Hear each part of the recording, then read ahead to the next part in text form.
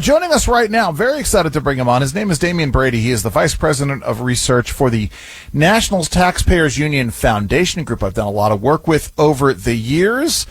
You can go and find them. What is it? Is it different than NTU.org, Demian? Is it NTUFoundation.org? Oh, yeah, NTU.org, and then to find the foundation work, go to NTU.org/foundation. There we go. There. Simple and straightforward. So let's talk about this, because we got the phone call, or somebody called in earlier to talk about taxes and what's happening in the White House. We are going to be joined tomorrow by our good friend Grover Norquist to talk about how this all happened. But there is a rumor going around that there are Republicans out there who actually want to raise taxes. What do we know about what's going on, and how are you guys pushing back on this? It's only rumors so far. We'll see what happens. I think it's a trial balloon that's probably going to get popped pretty quickly, because we want to have tax policies in place that help promote the economy. We want people to keep more of their hard-earned money and let them make the decisions on how they spend that money, not send it all to Washington for reckless spending. And if you go down this road of being a Republican who says, okay, well, we should make the tax rate 40%, go take it from 37 to 40%. Well, the Democrats are just going to always come back and say, well, why not 41%? And if they come back and say 40, you say, well, okay, we'll do it to 41%, and say, okay, why not 42%? You can never win with the Democrats by giving an inch on this kind of policy, can you? No, and what we want here is broad-based, low taxes for everybody, and I imagine that the idea behind floating higher taxes on some is that way they'd be able to squeeze in some more tax reforms elsewhere, like no tax on tips. So there are other ideas that the president and others have suggested. But if you want to do that with offsetting our massive levels of deficit spending, not by hiking taxes on some. Yeah, you have to. So now, breaking news today, the House Ways and Means Committee released a report on the Tax Cuts and Jobs Act. What's your reaction to this? It's yet another report that shows that we're going to have lots of good economic benefits if we extend President Trump's 2017 tax hikes or tax cuts. We'll let people keep more of their money, and it will see the economy grow, which is, that's the end result of having good tax reform, not just to let people keep more of their money and preventing a tax hike if these things otherwise expire.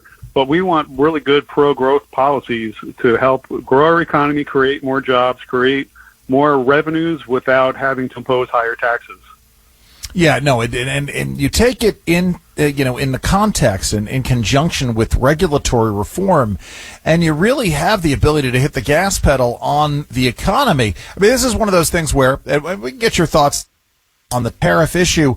I'm a little bit more skeptical of the overall negative impacts down the road, and or actually the near term about tariffs, and certainly I think in the long term when you combine this, because you can't take it, in the abstract. You have to take it within the context of regulatory reform and tax reform. But let's talk about that. Let's talk about how the tax reform and the regulatory reform go hand in hand in terms of economic vitality. We've already seen Congress and the president and the administration targeting some of these burdensome regulations that the Biden administration has passed over the last couple of years, especially in the last waning months of his administration. So getting rid of those things, it's like freeing up taxes on businesses, lots of less burdensome things to comply with, and more easier to run a business without having to go through all this regulatory red tape from federal agencies who are unelected. So that's a very positive thing. We've already seen some gas prices coming down, grocery prices are coming down, and if you continue this effort of deregulating, making it easier for companies and businesses to make money and hire people, that's equivalent to a tax cut. So then if you are able to lock in the 2017 tax cuts and prevent them from expire, that's going to be just another boon for taxpayers going forward. Our guest is Demian Brady. He is the Vice President of Research at the NTU Foundation, NTU.org. That's National Taxpayers Union, NTU.org/foundation. So let's talk about this. Let's talk about what happened in 2017 with the TCJA, things that worked and perhaps things that might be improved as we approach this now. Well, one great thing that the Tax Cuts and Jobs Act did, beyond the tax reform that reduced taxes for so many millions of Americans, it also greatly simplified tax filing. The TCJA doubled the standard deduction, and that meant that people don't have to sit around spending time collecting receipts and itemizing. You just get an automatic break relief from taxes. So this freed up hundreds of millions of hours for Americans across the country laboring over taxes, and it provided a lot of lower income people with just a direct tax cut. So that's something to keep in mind as you are working on extending the Tax Cuts and Jobs Act and also looking at other tax reforms and tax cuts in other areas. You want to be able to make sure that we're not imposing lots of burdens on taxpayers. We want to make it easy to file, easy to understand your taxes and your obligations, and easy to get through to members to tax agents from the IRS and help you understand your tax burdens and your tax obligations. No, it's so vitally important. Now, where are you guys on this? There's apparently some discussion. I get very concerned about this in terms of the corporate, state, and local tax deduction. Where is NTU Foundation in all of this? Well, the state and local tax deduction is basically a tax break for people who live in states and cities who have very high taxes.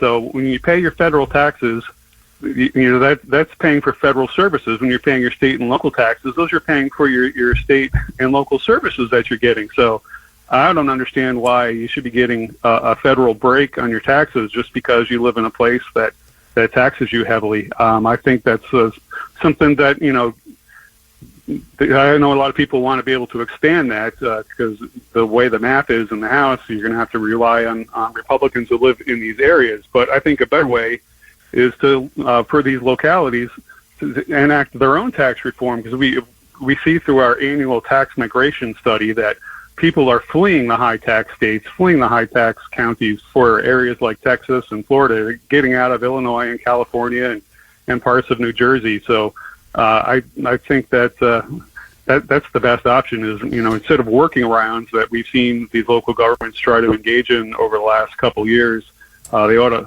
be cutting their taxes to benefit their own local constituents. Well, let me ask you this, because I love the work you guys do. I have a bit of a disagreement on this, but to me, if you're going to pay taxes on income, right, and we can debate the relative merits of that and the relative merits of property taxes and things of that nature, it seems to me you shouldn't, if it's no longer income, right, you shouldn't pay taxes on that. I don't know. I mean, at least that's sort of my thought here. But am I wrong in this? Well, I can see that argument, yeah, but I still think that it comes down to what you're paying for as a federal taxpayer, what you're paying for, and as a state and local taxpayer, what you're paying for, and so I don't know the origins of the SALT deduction. I guess I ought to look more into that, but I have lots of concerns about it, especially since so few people use it and it's going to be expensive. Well, now that's about, something. Let's talk about this real quick before I let you go. We'll end this thing on a happier note, because the other big issue here is the standard deduction, and so vitally important in terms of simplification and in terms of the benefits that it's producing. I don't think a lot of people understand what happens if we don't extend that, if not make it permanent. Talk about the importance of the massively increased standard deduction and what that has meant for taxpayers out there. Yeah, that was just a great benefit, a great policy included in the Tax Cuts and Jobs Act. Because, as I said beforehand, so many people are itemizing. We see very few people itemizing these days, and just a lot more people claiming this doubled standard deduction. So if that goes away, a lot of people are going to get faced with a direct tax hike, and then they're also going to have to spend a lot more time going back to the previous system where you have to itemize and claim all these various deductions. It just freed up a huge hassle. Hundreds of millions of hours were saved in taxpayers' time to do better things. No, without a doubt. Well, listen, how do folks find out more about the good work you guys are doing at the National Taxpayers Union, Demian? Yeah, please check out our website at ntu.org and ntu.org/foundation. That's ntu.org/foundation. Go and check them out, the National Taxpayers Union. I love the work you guys do. You take care, Demian.